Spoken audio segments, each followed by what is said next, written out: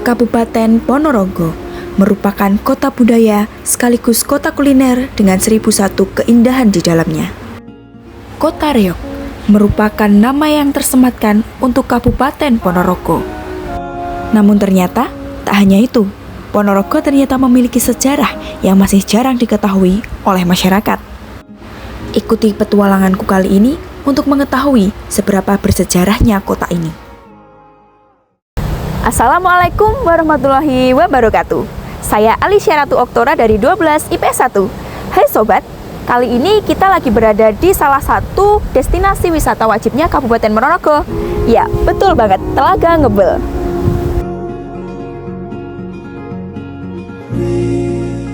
Di balik keindahan Telaga Ngebel, ternyata masih menyimpan satu sejarah yang belum banyak diketahui oleh orang-orang.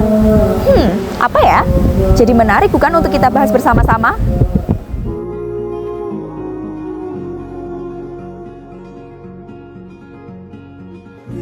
Terowongan Belanda. Namanya masih cukup asing bukan di telinga kalian? Ya karena informasinya memang masih sedikit di masyarakat. Jadi cukup menarik bukan untuk kita bahas? Yuk kita telusuri dan pelajari bersama-sama.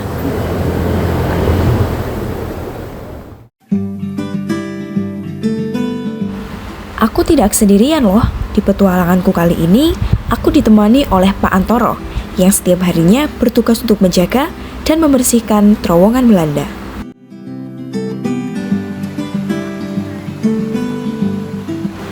Terowongan Belanda ini beralamatkan di Dukuh Ngelingi, Desa Ngebel, Kecamatan Ngebel, Kabupaten Ponorogo.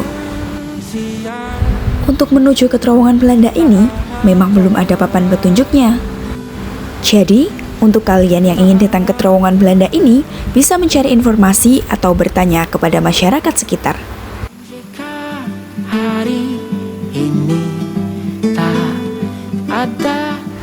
Oh iya sobat, kalau kalian datang ke sini di musim hujan, lebih berhati-hati ya, karena medannya cukup sulit dan berlumut.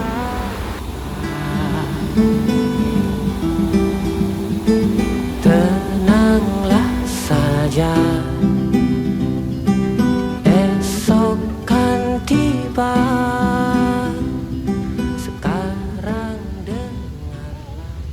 Nah, kita sekarang sudah berada di terowongan Belanda Telaga Ngebel. Berdasarkan informasi yang saya dapatkan, terowongan ini dulunya sempat tidak terawat. Bahkan banyak ularnya, jadi jarang dikunjungi oleh masyarakat sekitar. Namun, lambat laun waktu berjalan, lama-kelamaan tempat ini jadi lebih terawat. Walaupun memang berada di tengah hutan, namun lokasinya lebih strategis deh untuk dikunjungi. Konon katanya, pada zaman penjajahan Jepang, terowongan ini sempat digunakan untuk tempat persembunyian dan juga untuk menyimpan senjata. Makanya, bagi orang-orang yang tinggal di zaman penjajahan Jepang, terowongan ini bisa disebut dengan terowongan Jepang. Namun bagi mereka yang tinggal di zaman penjajahan Belanda, terowongan ini akan disebut dengan terowongan Belanda. Jika langkah yang kau pilih sekarang. Untuk mendapatkan informasi yang lebih akurat, aku akan mengajak kalian untuk bertemu langsung dengan Mbah Sakun selaku juru kunci dari terowongan Belanda yang ada di Telaga Ngebel. Assalamualaikum warahmatullahi wabarakatuh. Nah, sekarang saya sudah berada di Telaga Ngebel bersama dengan Mbah Sakun selaku juru kunci dari terowongan Belanda yang ada di Telaga Ngebel. Saya mau bertanya, dulu awalnya sejarahnya bagaimana sih terowongan Belanda ini kok bisa dibangun di Telaga Ngebel? Ini ya, kemarin memang dibangun oleh penjajah dari Belanda tahun Jepang, itu saya belum tahu persis, tapi cerita dari mbah-mbah dulu memang mau dibuat terowongan, itu namanya Sungai Sodetan.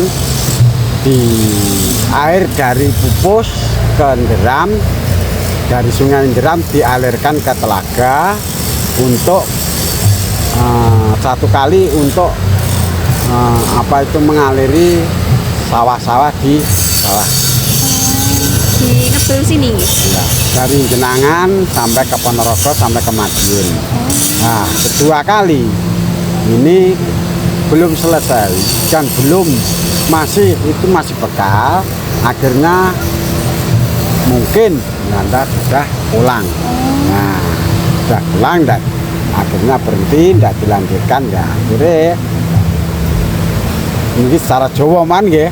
Nah, menika dipun lanjutaken, dipun terusaken kalih wong Jawa, kalih PLN.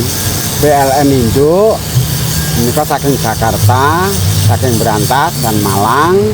Nah, menika damel mengaliri menambah debit air telaga kedua kali. Ping kalipun menika kagem pembangkit listrik di Ngebel. PLTA niku ya. Ya PLTA. Dan nah pembangunanipun menika 2003 selesai 2004. Nggih.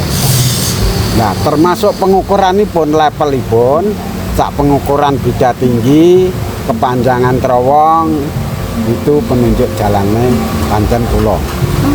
Niku dari Bandung. Terus kepanjangan terowong itu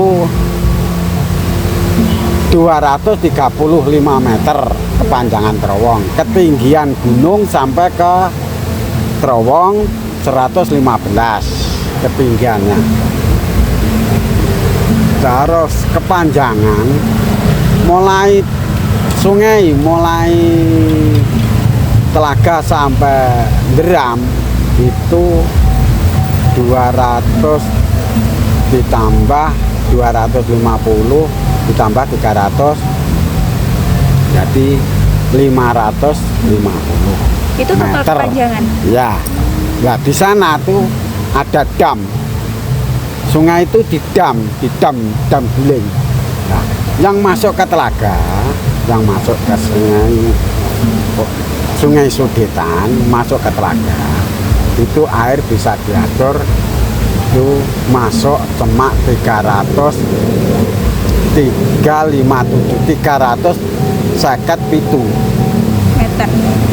per detik liter. Oh, liter per Ya, detik. nggak bisa lebih dari itu. Kalau lebih dari itu, akhirnya kontrak ke tepi-tepi, akhirnya dibuat maksimal segitu tiap detik masuk ke telaga dari Sungai Inderam 357 liter tiap detik. Jadi benar ya kalau pembangunan itu sempat berhenti dulu baru nanti di Iya, itu belum selesai, cuma awal gitu, cuma awal lah belum selesai, belum jadi ya, Iya. cuma awal. Nah, akhirnya Belanda kembali ke negara asalnya lalu Negara diteruskan oleh ya. masyarakat sini. Ya. Itu bangunnya tahun kapan tak nggak tahu, cuma cerita dari mbah-mbah saya, mbah-mbah kamu sendiri. Nah, akhirnya dilanjut nih dari PLTA, dari PLN induk dari Jakarta dan dari PJB Brantas dan Malang. Malang. Ya, Malang. Kalau di Terowongan sendiri, kalau seumpama masyarakat mau datang gitu ya, Ya. ada nggak pantangan atau larangan-larangan tertentu Ya, untuk itu kami? maksudnya. Soalnya kalau masyarakat dimanapun datang ke terowongan itu, Iya. tujuannya apa? Nah, tujuannya apa? Cuma lihat toh, apa? Buat apa? Itu kan macam-macam. Ya, akhir dilarang itu pas air besar karena agak keras Iya. meluncurnya. Nah, itu akhirnya menjadikan bahaya. Nah, dilarang. Itu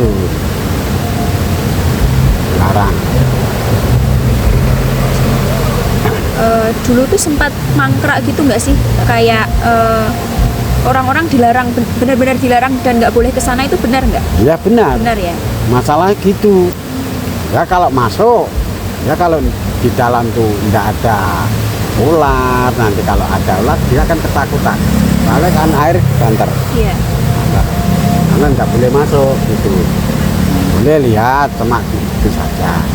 Tapi Jadi- kalau tidak enggak maksudnya enggak hujan. Kalau hujan kan enggak boleh. Jadi sekarang fungsinya ya untuk menambah debit Ya. air di telaga ini ya.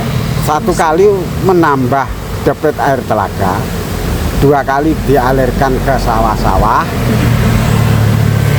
Ponorogo, Jenangan sampai ke Ponorogo sampai ke Madiun, kedua kali untuk pembangkit Listrik. listrik. Baik.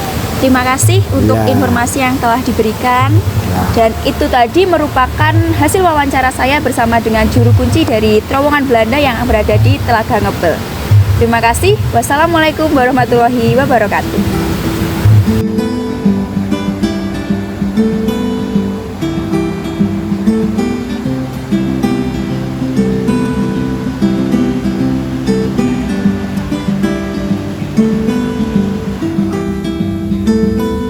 Jika pagi ini kau bangun siang lagi, tak apa, tak apa. Nah sobat, menarik bukan perjalanan kita hari ini? Ternyata masih banyak ya sejarah yang belum terungkap, bahkan dengan fakta yang masih bersembunyi. Lagi darinya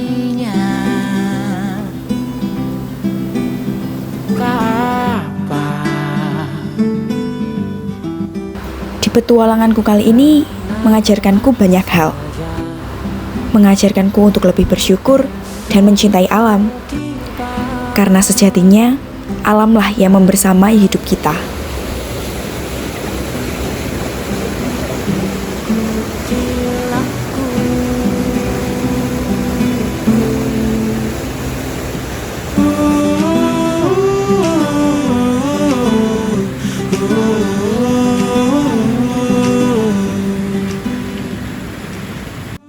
Sobat, jangan jadi remaja yang gegap akan sejarah, karena sejarah tidak akan pernah berhenti dan akan terus berputar dengan fakta terbarunya. Terima kasih, sampai jumpa di petualangan selanjutnya. Wassalamualaikum warahmatullahi wabarakatuh.